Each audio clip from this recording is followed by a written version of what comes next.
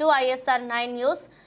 దండం పెట్టి చెప్పాను విన్నారా, ఇప్పుడు అనుభవించండి. రాజీనామా చేసిన వాలంటీర్ని తీసుకునే ప్రసక్తే లేదు.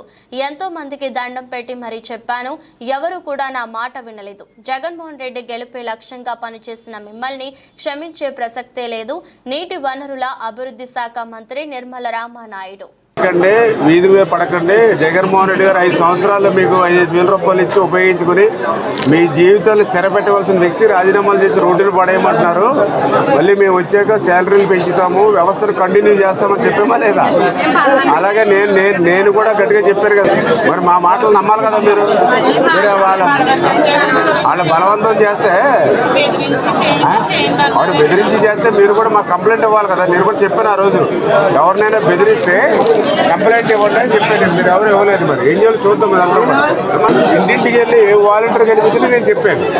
చెప్పినా కూడా మీరు ఎక్కడ కూడా పెట్టలేదు. అది ఏం చేయాలో చూద్దాం. మరి అంటే మాట్లాడారు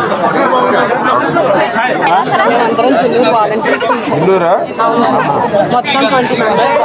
మీరా? ఏదమ్మా ఏమైంది? మీరు రిజైన్ చేస్తున్నారు మీరంతా? మరి చేయకూడదు కదమ్మా. చాలా బలవంతం చేశారు. అదే ఎంత బలవంతం చేసినా మీ ఎవరు బలవంతంగా ఎందుకు చేస్తారు? మీరు మిగిలిన వాళ్ళందరూ ఎందుకు చేయలేదు? మీరేందుకు చేశారు? ఎలా కదమ్మా, ఇప్పుడు నాకు పాలకొల్లు నియోజకవర్గంలో 1600 మంది వాలంటీర్స్ ఉన్నారు. అందులో చేసిన నాకు తెలిసిందే 150-200 మంది చేశారు. మరి మిగిలిన వాళ్ళు చేయలేదు. మరి మీరెందుకు చేశారు? ప్రతి ఇంటికాడ కూడా వాలంటీర్ కనిపించడం వల్ల చెప్పండి, నేను మెసేజ్ ఇచ్చాం.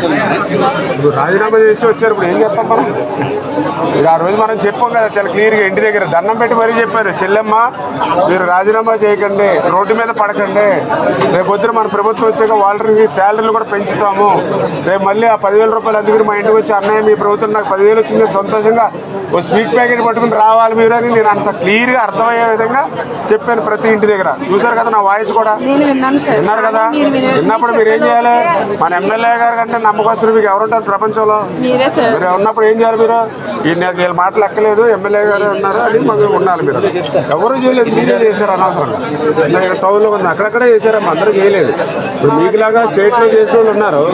ఇది పాలసీ మ్యాటర్. ఇది రాష్ట్రంలో ఏం చేయాలో ఆలోచిద్దాం.